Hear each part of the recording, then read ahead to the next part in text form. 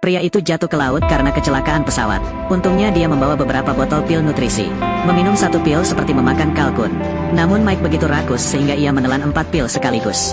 Hasilnya adalah peningkatan energi yang tajam dan cegukan yang terus-menerus. Satu-satunya cara adalah dengan berdiri di atas handstand untuk mengurangi gejalanya. Saat ini, dia tiba-tiba melihat perahu layar di kejauhan. Saudaraku, aku di sini. Melihat lebih dekat, kami menemukan bahwa itu adalah hiu yang ganas. Dia sangat ketakutan hingga keringat dingin mengucur di sekujur tubuhnya. Hiu itu berenang lurus dengan kecepatan kilat. Mike segera mengeluarkan buku bertahan hidup di alam liar. Ia menemukan bahwa hiu adalah hewan yang sangat pengecut. Memukul hidungnya dengan ringan saja sudah bisa mengusirnya. Tapi saya tidak menyangka kesalahan sekecil apapun akan menimpa gigi hiu. Dia dengan cerdik mengeluarkan belatinya dan terus menusuk dengan keras. Benar saja, hiu itu telah menghilang. Tapi detik berikutnya dia benar-benar terkejut, karena dia baru saja menabrak rakit tiupnya. Dia dengan cepat menggunakan mulutnya untuk meniupkan udara ke dalam. Siapa sangka lubangnya begitu besar sehingga mustahil untuk dipompa. Hiu lainnya menjaga kekuatannya di sisinya. Sementara semuanya tergantung pada seutas benang, Mike tiba-tiba memikirkan cara yang sangat keren. Dia meminum sebotol penuh pil nutrisi yang bisa membuat orang cegukan. Akhirnya berhasil menggembungkan rakit. Selain itu, juga menyembuhkan cegukannya. Pada malam hari, dia berbaring di atas dan tidur siang.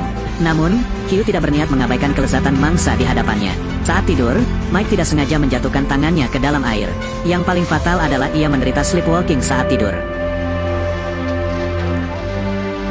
Setelah terendam air, ia segera naik ke atas rakit. Hiu itu sekali lagi berenang untuk menyerang.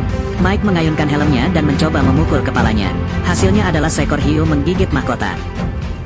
Melihat matahari akan terbit, dia diam-diam mengambil sikat untuk mempersiapkan kebersihan pribadi. 7 hari kemudian, dia memiliki janggut yang lebat. Obat energi yang saya bawa juga hilang. Menurut manual kelangsungan hidup, orang yang tidak makan hanya bisa hidup paling lama 9-10 hari. Asalkan airnya cukup. Setelah membaca ini, Mike hanya bisa memejamkan mata dan menunggu kematian. Pada hari ke-8 tiba-tiba hujan mulai turun. Mike yang sudah lama terpapar sinar matahari, segera membuka mulutnya untuk menghilangkan dahaga. Setelah terapung di laut selama setengah bulan, angin kencang akhirnya menghempaskannya ke pulau terpencil. Saat ini, Mike sangat lapar hingga pusing.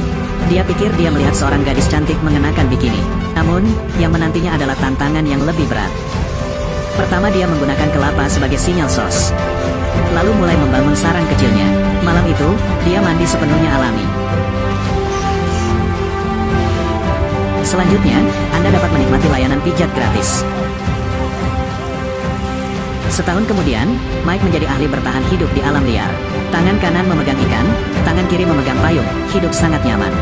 Setiap hari, selain tidur, saya memancing, berburu, dan mengumpulkan buah-buahan liar. Lambat laun ia merasa hidup ini sangat menarik. Kemudian dia pergi jauh ke dalam hutan untuk menjelajah. Hasilnya ditemukan jejak kaki di sisi lain pulau. Ke depan, saya melihat kapal perang penjajah asing. Mike dengan hati-hati membuka pintu kereta. Jelas sekali penjajah asing di dalam sudah mati. Setelah memasuki kompartemen kapal, tiba-tiba Mike mendengar suara aneh. Pergi untuk memeriksa dan melihat seekor monyet menodongkan pistol ke kepalanya. Berdiri di depan pistol, Mike hanya bisa mengangkat tangannya tanda menyerah. Siapa sangka monyet kejam itu akan melepaskan tembakan.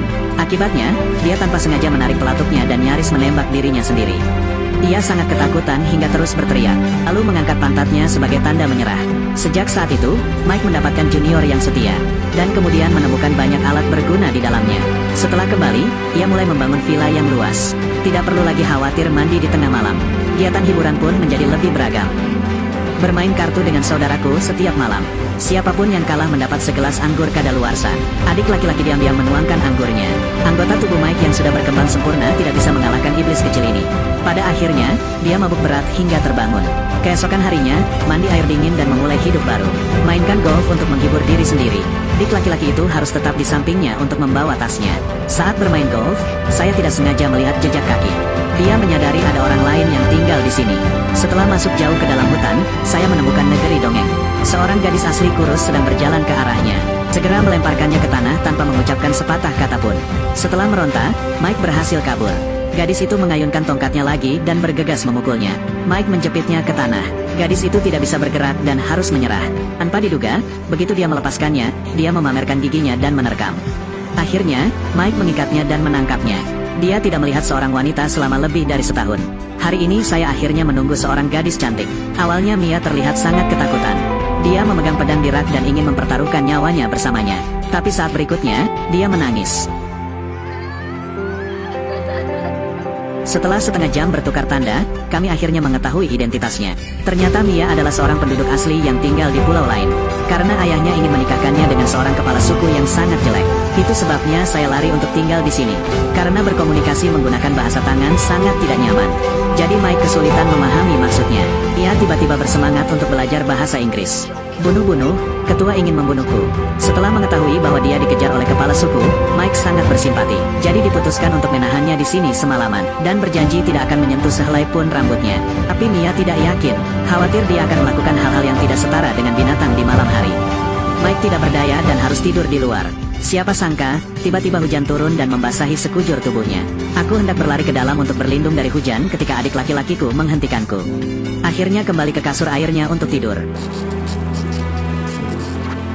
Untuk berterima kasih kepada dermawan saya karena mengizinkan saya tinggal, Mia pergi ke laut untuk menangkap ikan dan memasak di dapur setiap hari. Mike baru saja mendapatkan koki wanita secara gratis. Namun, pikiran Mia bukanlah menjadi seorang pelayan. Tapi aku ingin menjadi istrimu. Namun Mike tidak memahami hati wanita dan kehilangan kesempatan bagus. Tanpa diduga, beberapa hari kemudian, 15 gadis muda cantik datang. Ternyata mereka semua adalah saudara perempuan Mia. Juga dipaksa oleh ayahnya untuk menikah dengan kepala suku dan melarikan diri ke sini untuk berlindung. Mike sangat ketakutan hingga seluruh tubuhnya gemetar. Seorang wanita yang membuatnya merasa sangat takut. Sekarang selusin orang datang pada waktu yang bersamaan. Terlebih lagi, gadis-gadis pribumi ini baru pertama kali bertemu dengan pria kulit putih seperti ini. Semua orang mengejar pria tampan seperti segerombolan lebah. Mike berada di ujung tali ketika mereka mendorongnya ke tebing. Pada akhirnya, saya harus melompat ke sungai untuk melarikan diri. Tanpa diduga, gadis-gadis itu pun melompat turun. Seperti sekawanan serigala lapar yang bertekad menangkap mangsanya. Mike panik, lengan dan kakinya menjadi lemah dan dia segera merangkak menjauh. Tapi jumlah kalian terlalu banyak, mustahil untuk disembunyikan. Pada akhirnya, saya membiarkan gadis-gadis itu tenggelam ke dalam air. Mike berusaha membela dan melindungi martabat laki-laki. Akibatnya, dia menenggelamkannya. Setelah beberapa jam berjuang, dia memilih untuk berkompromi.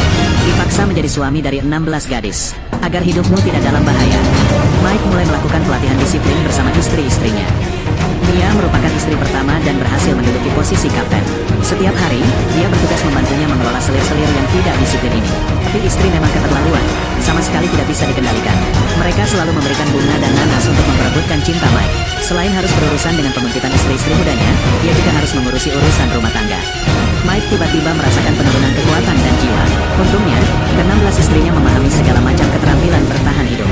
Agar para istri bisa mempunyai kehidupan yang lebih baik, Mike membuat generator lagi, diluncurkan dengan sukses berkat sumber daya air yang melimpah. Sejak saat itu, ia mulai menjalani kehidupan yang glamor dan bahagia. Setelah terdampar di pulau terpencil, Mike mendapat 16 istri, miliki kehidupan yang dikagumi semua orang. Tapi beberapa bulan kemudian, dia merasa lelah. Setiap hari dia bersembunyi di dalam patung Buddha, tidak berani keluar. Istri-istrinya mengelilinginya di luar untuk menasihatinya agar tidak terlalu banyak berpikir. Adakah yang bisa kita diskusikan bersama? Mike dengan tegas mengakui penderitaannya. Alhasil, ketika dia kembali, istri-istrinya menertawakannya. Mike merasa sangat malu dan ingin meninggalkan tempat ini.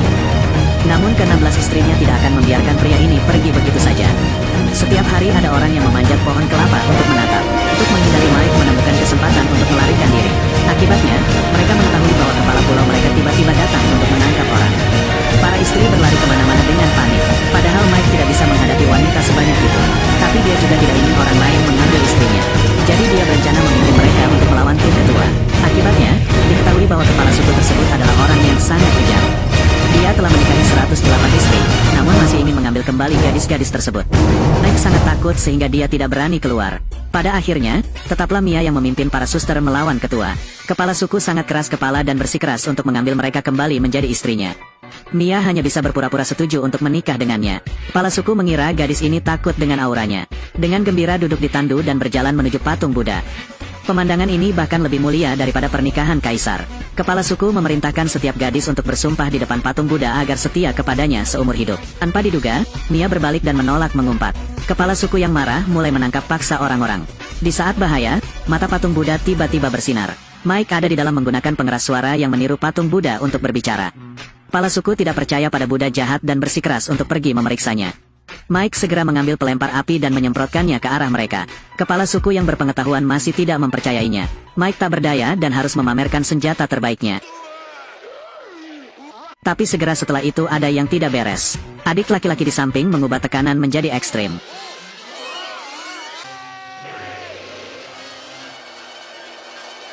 Kepala suku yang terkena cipratan air ke sekujur tubuhnya langsung menjadi marah. Bersiaplah untuk mengeksekusi penjahat yang berani ini. Melihat situasinya kurang baik, Mike segera kabur. Tanpa diduga, patung Buddha tersebut tiba-tiba terbakar. Semua kembang api di dalamnya dinyalakan. Kepala suku yang malang itu akhirnya merasakan ketakutan akan kematian. Setelah itu, saya harus memimpin bawahan saya dan melarikan diri. Namun tidak mengetahui bahwa Mike telah memasang mesin di bawah perahu sebelumnya. Kepala suku diusir dalam sekejap. Akhirnya, dia mengubah arah dan menuju ke pasir. Baik manusia maupun perahu langsung terbang menuju pohon kelapa. Meskipun para istri berhasil lolos dari kendali kepala suku, tapi Mike kembali jatuh ke dalam kehidupan yang menyedihkan. Beberapa bulan kemudian dia akhirnya menunggu harapan itu tiba. Seorang rekan menerbangkan pesawat untuk menjemputnya. Setelah mengetahui Mike telah melarikan diri, 16 istri dengan panik mengejarnya. Mike dengan cepat langsung melompat. Hasil, Mike tetap berhasil lolos. Istri penyair dengan marah melemparkan tombaknya. Setelah melihatnya, rekan-rekannya pun tak sabar untuk langsung terjun membantunya berbagi penderitaan. Tapi Mike bilang mereka semua harimau dan sama sekali tidak bisa pergi. Saat hendak pergi, Mike tiba-tiba teringat bahwa adiknya masih ada di dalam rumah. Maka dia kembali mencari adiknya. Hasil, sang istri menempel erat di kakinya. Sayangnya, jika itu bukan milik Anda, tak ada gunanya memaksakannya. Mike dengan kejam menendang mereka ke tanah.